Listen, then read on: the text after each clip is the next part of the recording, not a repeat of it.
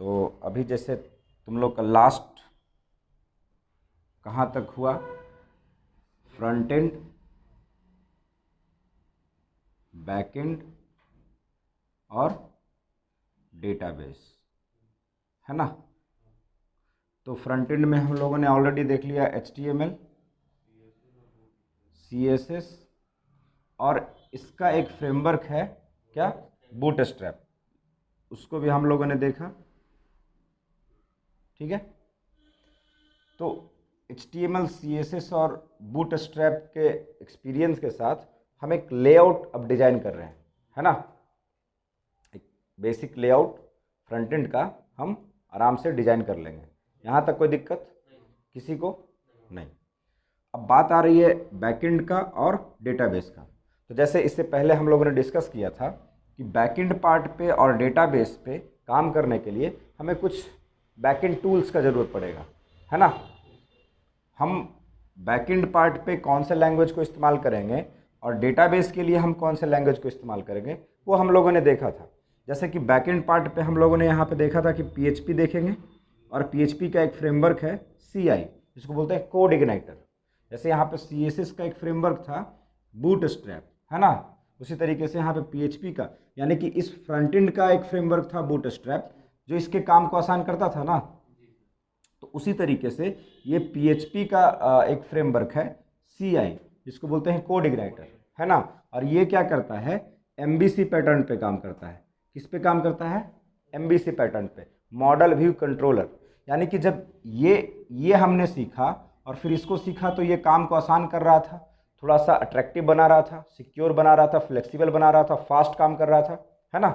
तो उसी तरीके से जब हम PHP सीखेंगे तो इसी का एक फ्रेमवर्क है CI कोड इग्नाइटर, जो थोड़ा सा एडवांस है, ईजी है और फास्ट काम करता है ना।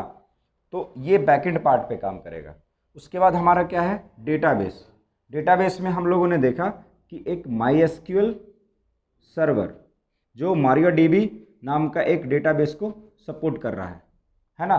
तो इसमें क्या हो रहा है कि जितने भी स्टोरिंग पार्ट होगी, जैसे कोई अगर डेटा मुझे स्टोर करना है तो उस पार्ट को हम लोग क्या कर रहे हैं, इधर स्टोर करेंगे, है ना।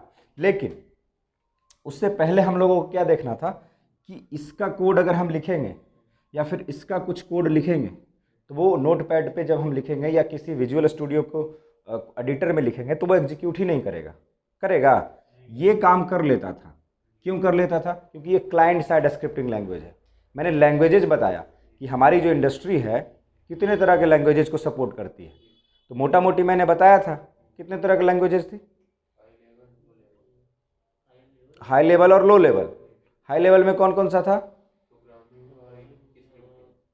स्क्रिप्टिंग लैंग्वेज था। तो उसी तरीके से उसी का एक पार्ट है ये, है ना, जिसको हम लोग एप्लीकेशन डिजाइन करने के लिए यूज करते हैं।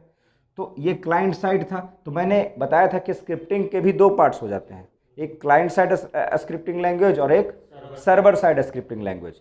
क्लियर आ रहा है ना इसमें।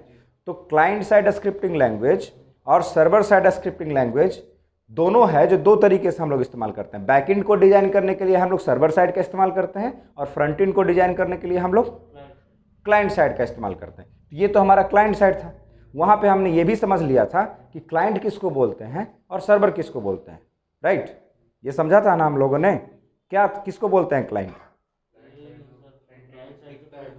हाँ, तो कौन है क्लाइंट, यूजर क्लाइंट नहीं है, ब्राउजर क्लाइंट है। ब्राउजर में ही हमारा ये एग्जीक्यूट करता है। अगर ब्राउजर नहीं है, यूजर है, तो क्या ये HTML एग्जीक्यूट कर जाएगा क्या, ये जो हमारा कोड है कहाँ एग्जीक्यूट करता है।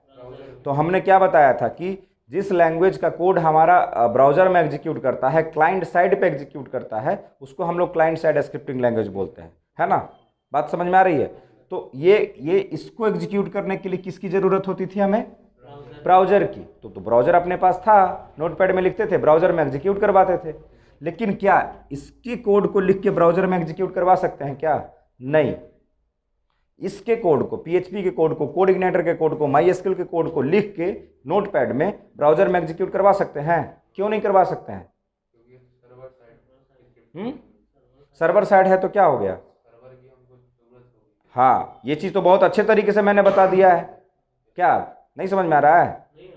हाँ, तो सर्वर साइड है इसलिए इसको सर्वर, यानी कि हर, मैंने बताया था ना कि कोई भी लैंग्वेज है उसके पीछे एक मैकेनिज्म काम करती है, और जब तक कि वो नहीं रहेगा तब तक काम नहीं करेगा, है ना। जैसे मान के चलो पीएचपी है, तो पीएचपी अगर है तो इसके जो लाइब्रेरीज हैं, इसके जो कोड हैं, तो वही अंडरस्टैंड करेगा ना, वही अंडरस्टैंड करेगा जो इसको सपोर्ट कर रहा है। तो पीएचपी के कोड को एग्जीक्यूट करने के लिए हमें एक सर्वर की जरूरत पड़ती है। कौन से सर्वर की जरूरत पड़ती है? कौन से सर्वर की जरूरत पड़ती है? पीएचपी मा, एक मिनट रुको,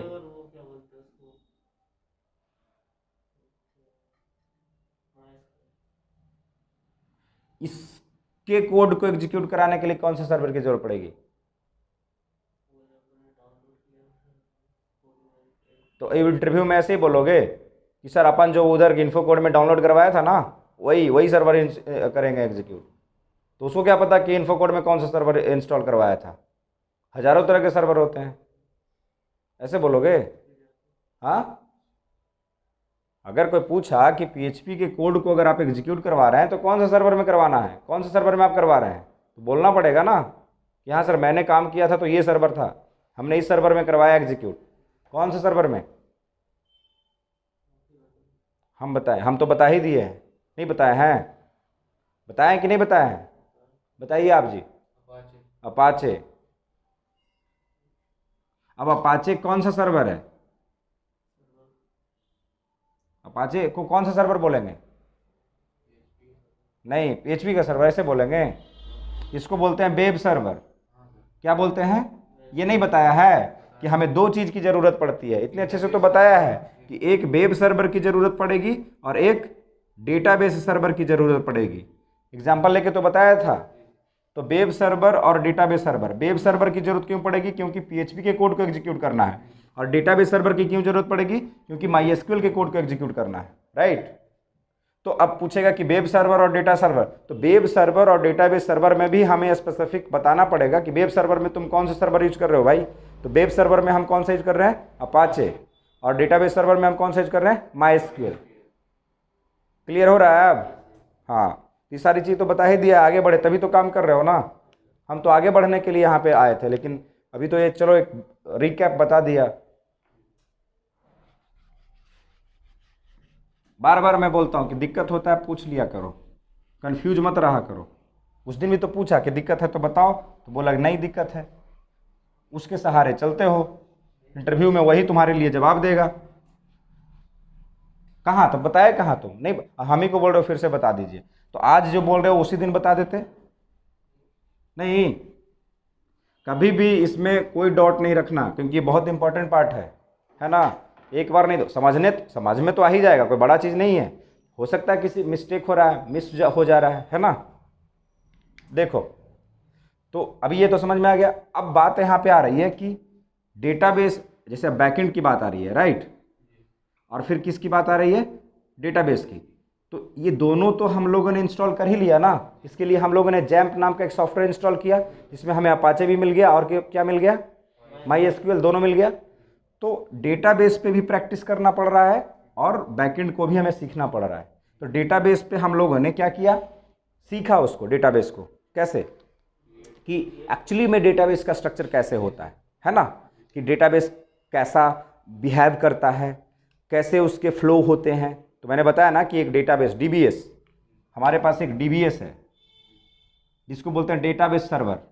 और डीबीएस जो होता है, जैसे डेटाबेस मैनेजमेंट सिस्टम है, तो डेटाबेस को मैनेज करने के लिए एक सिस्टम होता है, एक स्ट्रक्चर होता है, उसके अलग अलग कमांड होते हैं। तो मैंने बताया ना, डीडीएल कमांड होता है, डीएमएल कमांड होता है, मैनिपुलेशन कमांड होता है, डिफिनीशन कमांड होता है, राइट।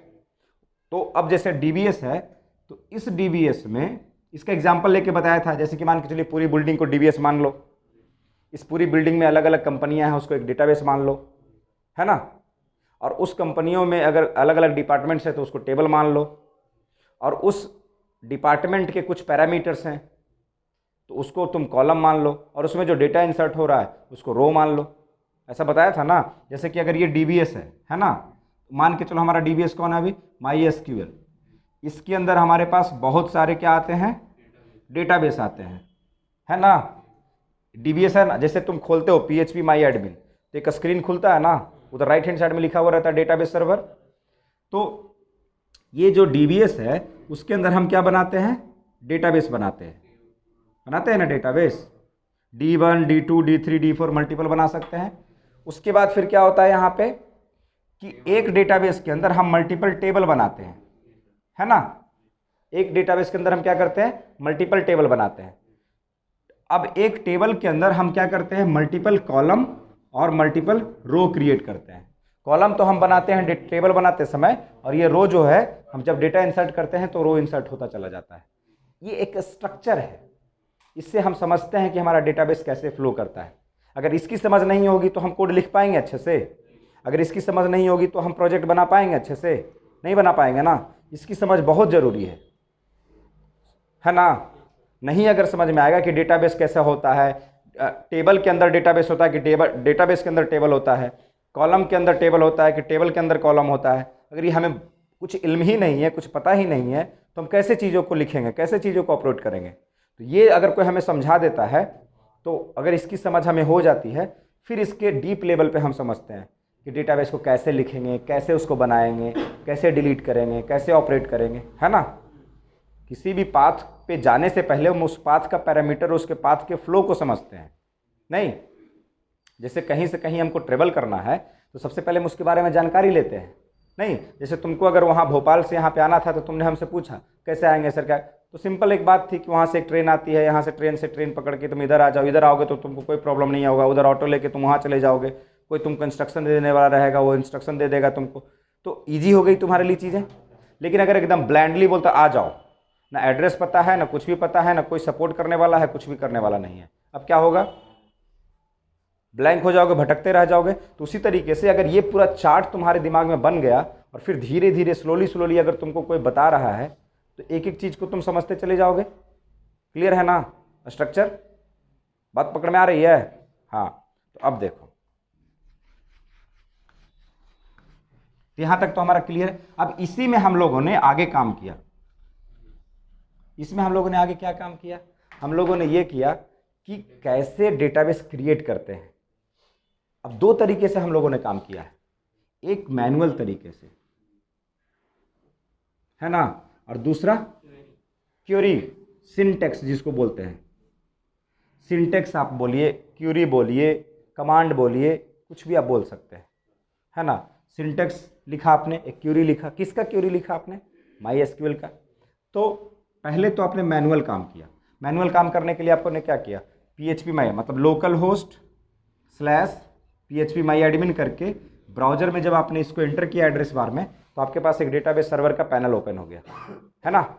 अब डेटाबेस के सर्वर के पैनल को जैसे ही आपने देखा तो यहाँ पे एक SQL नाम का एक फॉर्मेट था, क्लिक किया तो इधर टर्मिनल आया, इधर एक गो बार नाम का बटन था, है ना। इधर आप कमांड लिखते हैं, गो करते हैं, मिल जाता है। इधर कोई भी कमांड लिखते हैं। लेकिन हाँ, एक चीज़ और है, अगर वो स्ट्रक्चर आपको मालूम नहीं है ना, तो ये कमांड भी लिखने में आप गलत कर सकते हैं। क्योंकि जब हम डेटाबेस का कमांड लिखते हैं तो हम होम पेज पे रहते हैं, और जब उस डेटाबेस में अगर हमें एक टेबल बनाना है तो हम जिस डेटाबेस में हमें टेबल बनाना था उस टेबल में पहले घुसते हैं, या उस डेटाबेस में पहले घुसते हैं, और यहाँ पे हमें दिखाता है 121.0.1 ये डेटाबेस, और यहाँ पे आप हैं। तो हम इस डेटाबेस के अंदर हैं, तो यहाँ पे टर्मिनल पे कमांड लिखेंगे टेबल क्रिएट का, तो इस डेटाबेस के अंदर टेबल क्रिएट होगा। अगर हम बाहर आके अगर डेटाबेस का टेबल का क्रिएट करने का अगर आप क्यूरी लिखेंगे तो नहीं काम करेगा ना, बाहर में थोड़ी क्रिएट होगा। बात पकड़ में आ रही है ना। तो ये कितना इंपॉर्टेंट है वो स्ट्रक्चर, इससे समझ में आता है।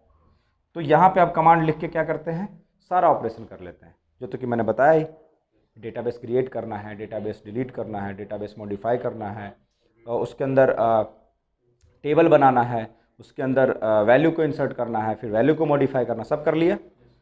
अब इसी चीज़ को मैनुअल भी करते हैं हम लोग। मैनुअल में कुछ होता नहीं, जैसे फेसबुक में हम लोग कैसे पोस्ट करते हैं, कुछ लिखा, सबमिट किया, पोस्ट हो गया। तो वैसे ही यहाँ पे डेटाबेस का नाम दिया, सबमिट किया, डेटाबेस बन गया।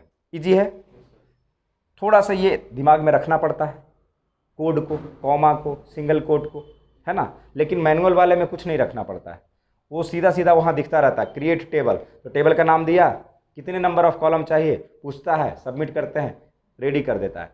लेफ्ट हैंड साइड में क्या रहता है, कॉलम का नाम, हाँ, कॉलम का नाम रहता है, कॉलम का नाम आप देते हैं, राइट हैंड साइड में क्या रहता है, टाइप, डेटा टाइप, और उसके बगल में क्या रहता है, समझ में आ रहा है कि उड़ रहा है सब दिमाग?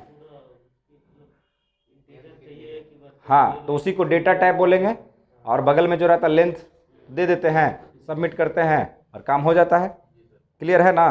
कहीं कोई दिक्कत नहीं। अब आगे बढ़ते हैं, अब मेन पॉइंट पे आते हैं। ये सब रिकैप था,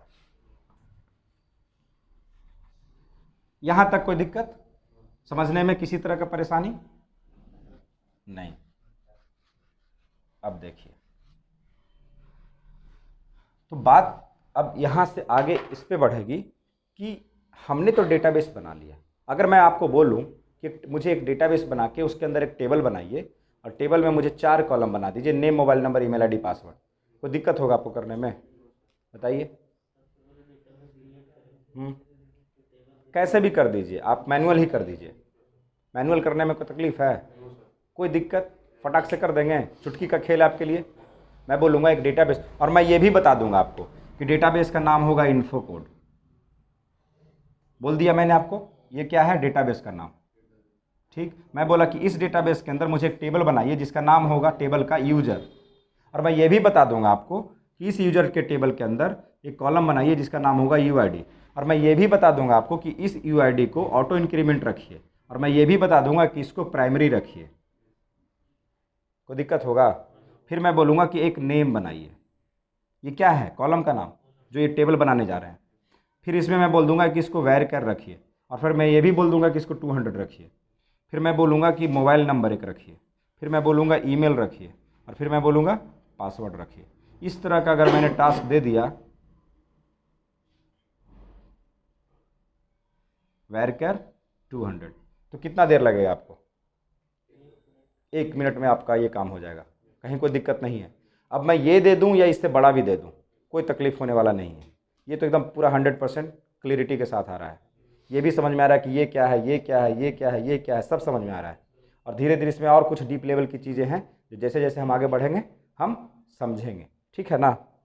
ओके, अब देखिए, बात हम लोग शुरू कर रहे थे बैकएंड से और डेटाबेस की। तो डेटाबेस का तो समझ थोड़ा सा 2-3 दिन में हो गया है। अब समझने लगे हैं कि एक्चुअली डेटाबेस क्या है। नहीं, पहले नहीं तो पता ही नहीं चला था, खाली डेटाबेस डेटाबेस समझ में आ रहा था। अब समझ में एक्चुअली आने लगा कि कहाँ डेटा स्टोर करेंगे, इमेज कहाँ स्टोर करेंगे, पैराग्राफ कहाँ स्टोर करेंगे, हेडिंग कहाँ स्टोर करेंगे। अब समझ में आ रहा है ना? ठीक है, अब देखिए, तो अब बात आती है कि आपने फेसबुक देखा होगा, आपने गूगल देखा होगा, आपने फ्लिपकार्ट देखा होगा, अमेजन देखे होंगे, अपने कॉलेज के वेबसाइट को देखा होगा। तो अब बात हम करते हैं जो सबसे मोस्ट डिमांडिंग अभी चल रहा है पूरे दुनिया में, फेसबुक और इंस्टाग्राम की। चल रहा है ना? आज अरबों करोड़ों लोग फॉलोअर्स हैं उस पर लोगों के। तो उसकी बात अगर आप करेंगे तो मुझे बताइए, मेरा कहीं पे कोई अकाउंट नहीं है, अभी मुझे एक अकाउंट बनाना है, या फिर आपको एक अकाउंट बनाना है। मतलब आप चाहते हैं कि फेसबुक, इंस्टाग्राम और ट्विटर जैसे सोशल मीडिया पे आप अपना प्रेजेंटेशन दें या फिर अपने आप को प्रेजेंट करें, तो सबसे पहला चीज़ क्या करेंगे आप? सॉरी, अकाउंट क्रिएट करना पड़ेगा। ठीक है, क्रिएट अकाउंट। तो ये फैसिलिटी देखिए फेसबुक भी देती है, ये फैसिलिटी फ्लिपकार्ट भी देती है, ये फैसिलिटी गूगल भी देती है, ये फैसिलिटी याहू भी देती है ना? अब जब भी नए नए जाएंगे फेसबुक के पास, और फेसबुक क्या है, एक वेब एप्लीकेशन है ना? तो फेसबुक कहती है कि भैया पहले तुम कुछ अपने बारे में मुझे बताओ, तब हम अपने घर में तुमको एंट्री देंगे, है ना? आप जब हमारे पास भी आए थे तो हमने आपको बोला कि पहले तुम अपने बारे में मुझे बताओ, तो मैंने एक आपको फॉर्म दिया था, और उसमें उस फॉर्म को आपने भरा था, हमने उसको वैलिडेट किया, एंड देन फिर आप हमारे प्लेटफॉर्म पे आए, राइट? तो उसी तरीके से फेसबुक भी कहता है कि भैया कुछ कुछ बेसिक चीज़ तो बता दो, ज़्यादा मत बताओ, हम पूरी चीज़ें नहीं लेंगे, हम धीरे धीरे तुमसे पूरी चीज़ें ले लेंगे ज़रूरत पड़ेगा तो, लेकिन पहले हमारे घर में घुसने के लिए हमें कुछ चीज़ें बताओ। तो क्या कहता है पता, कि अपना नाम बता दो तुम, बोलता है कि नहीं? फिर कहता है कि मोबाइल नंबर थोड़ा बता दो अपना, फिर कहता है कि अपना ईमेल आईडी बता दो, और अपना पासवर्ड कुछ रखना चाहते हो ताकि जब तुम दोबारा आओगे तो हम तुमसे ये पासवर्ड पूछेंगे, जब तुम गलत पासवर्ड बताओगे तो तुमको एंट्री नहीं करने देंगे, है ना? तो पासवर्ड एक तो ये पासवर्ड क्या कहता है कि खुद कुछ लिख लो, तुम अपना पासवर्ड एक सोच के रख लो और इसको तुम सबमिट कर दो। तो ये जब इतनी चीज़ें तुम हमको एक बार में बता दोगे तो हम क्या करेंगे, तुम्हारा ये जो जानकारी है हम कहीं एक गुप्त जगह पे, एक सिक्योर जगह पे हम क्या कर लेंगे, स्टोर कर लेंगे, है ना। और जब तुम दोबारा मेरे घर पे आओगे तो हम तुमसे पूछेंगे कोड, तुम्हारा पासवर्ड क्या है। और जब तुम पासवर्ड गलत बताओगे तो तुमको घुसने ही नहीं, तुम्हारे लिए दरवाजा ही नहीं खोलेंगे हम। तो ये फर्स्ट वर्ड में तो क्रिएट अकाउंट कहता है, या इसी को एक अलग तरीके से कह सकते हैं साइन अप, है ना। इसी को एक अलग तरीके से बोल सकते हैं रजिस्टर, बोलते हैं कि नहीं बोलते हैं। और जब ये पहला काम हमारा हो जाता है तो एक और बगल में रहता है लॉगिन, इसी को एक और शब्द में बोलते हैं साइन इन, बोलते हैं ना। तो जब यहां से हमने ये डेटा इसको डाल दिया तो जब लॉगिन करवाता है, ये जब एक बार कर लिए और जब दोबारा एक दिन बाद आइएगा इसके प्लेटफॉर्म पे, तो अब तो ऑलरेडी आपने डेटा दे दिया तो दोबारा थोड़ी डेटा पूछेगा आपसे। तो अब बोलेगा कि डू यू हैव अकाउंट, आपके पास आपका अकाउंट है हमारे पास, तो आप बोलेंगे है, तो ठीक है तो लॉगिन कीजिए। अगर आप बोलेंगे नहीं है तो क्या कीजिए, साइन अप कीजिए। तो अगर मान के चलिए कि है तो आप क्या करते हैं, वो पूछता है कि ठीक है तो ईमेल आईडी तो तुमने दिया था, हाँ दिया था। फिर बोलेगा तुमने पासवर्ड भी दिया होगा, हाँ दिया था। तो वो आपसे बोलेगा कि ईमेल आईडी और पासवर्ड भैया डालिए आप अपना। तो आप ईमेल आईडी और पासवर्ड डालते हैं, सबमिट करते हैं तो खुल जाता है।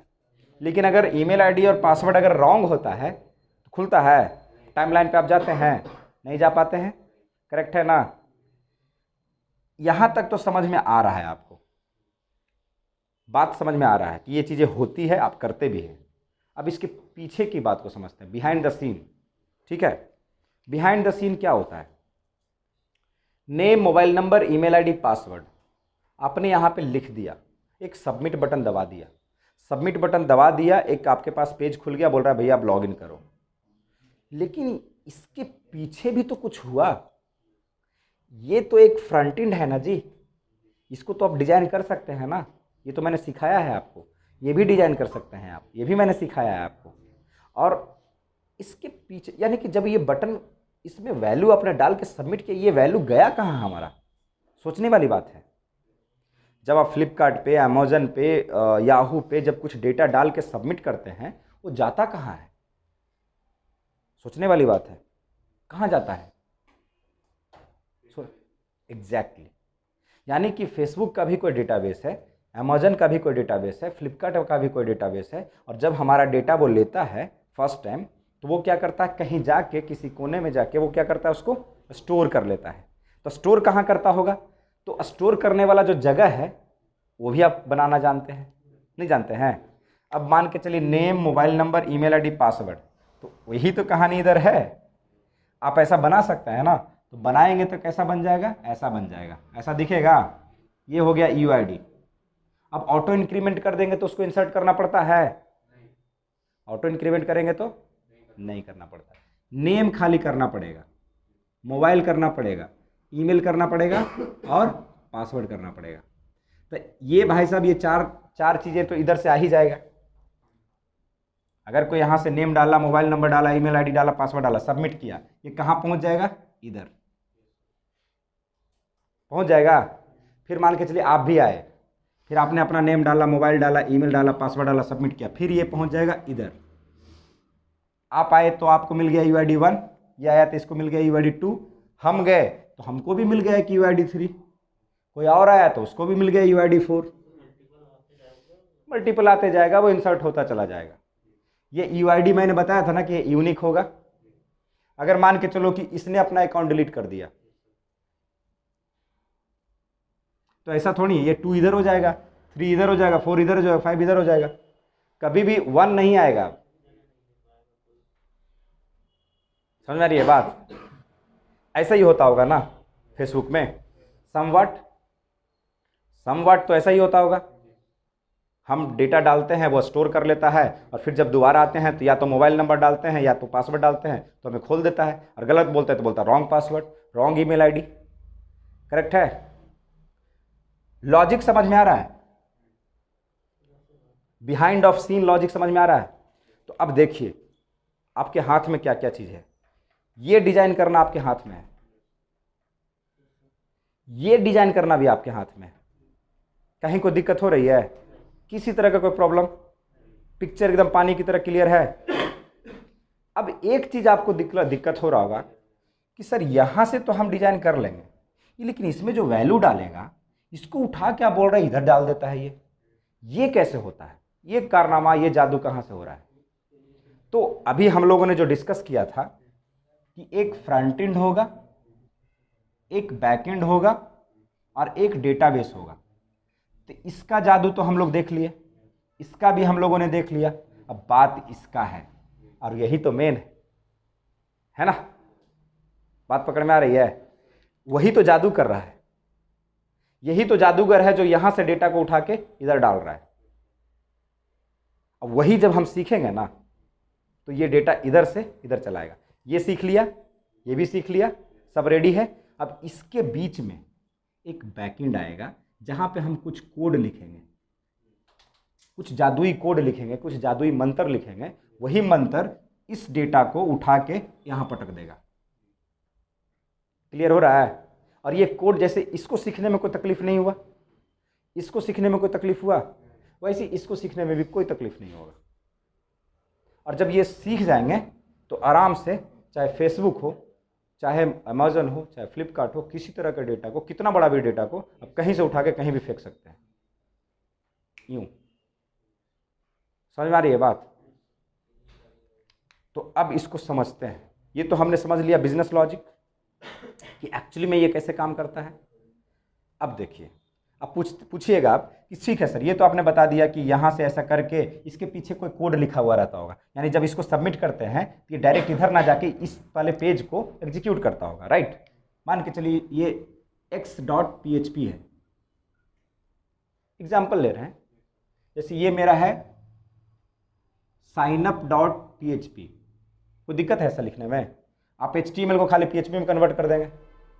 मतलब अभी तक आप बना रहे थे signup.html, अगर आप signup.php कर देंगे तो कोई तकलीफ होगा आपको रीनेम करने में?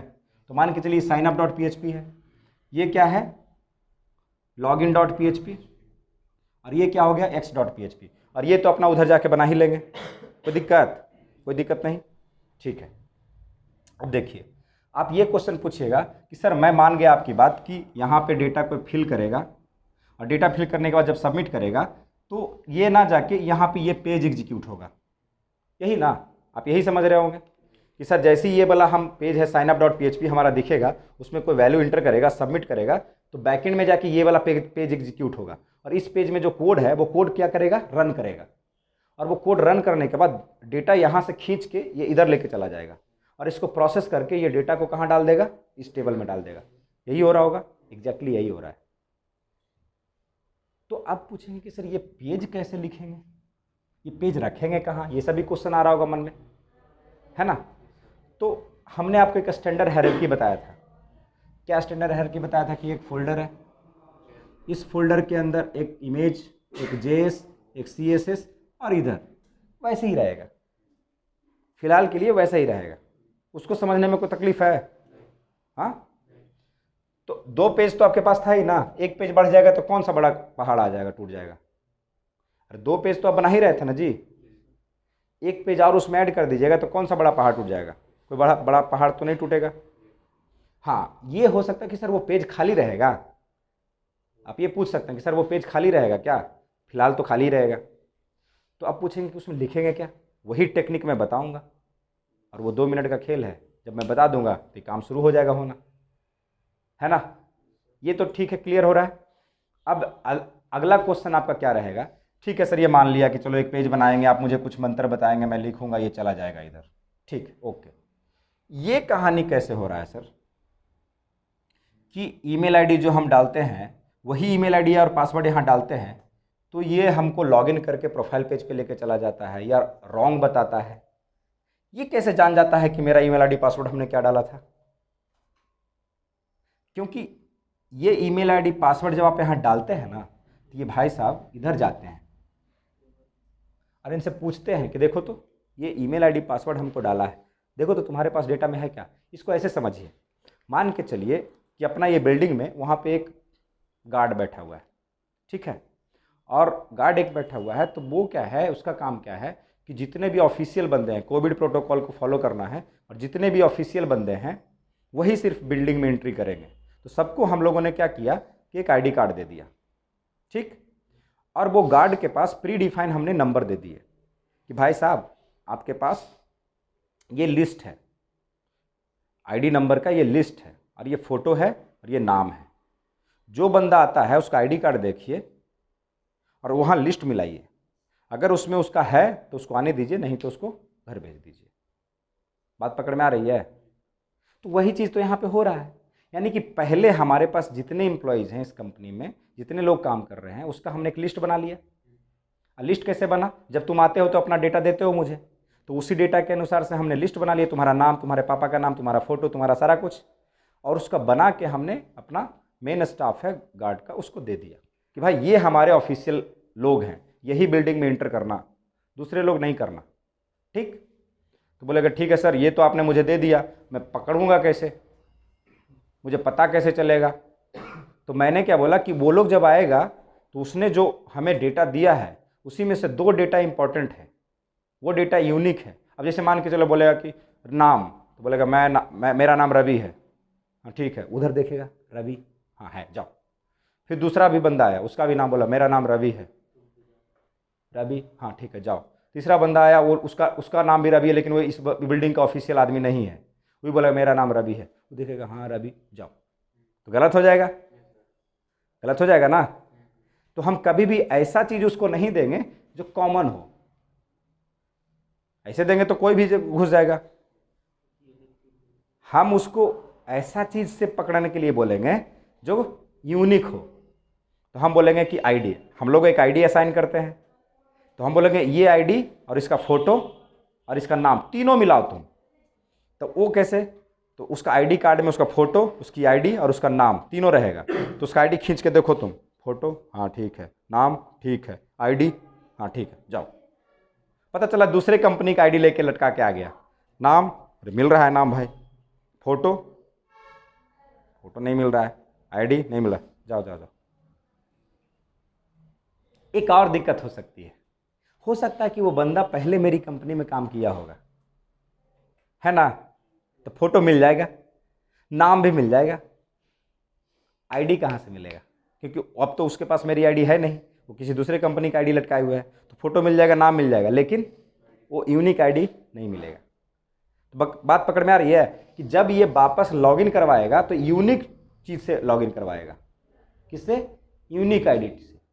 तो जब ये देगा ना ईमेल आईडी पासवर्ड, ये वापस किसके पास जाएगा, इसी के पास, इस लिस्ट के पास, जो जितने भी लोग आ रहे हैं जहाँ स्टोर हो रहे हैं, और वहाँ मैच करेगा, ईमेल आईडी है, हाँ मिल गया, ठीक है रखो इसको इधर। फिर देखेगा पासवर्ड है, हाँ मिल गया, ठीक है रखो इसको, दोनों ओके, जाओ। लेकिन अगर ईमेल आईडी मिला और पासवर्ड नहीं मिला, तुम नहीं जा सकते हो। अगर ईमेल आईडी नहीं मिला और पासवर्ड मिल गया, तुम नहीं जा सकते हो। दोनों मिलना जरूरी है, समझ में आ रही है बात। तो इस तरीके से इसका लॉजिक सेट होता है फेसबुक में, गूगल में, या अमेजन में, फ्लिपकार्ट में। ये बेसिक एक प्रोटोकॉल है, समझ में आया, क्लियर हुआ? ठीक है, उसको ये कर दो।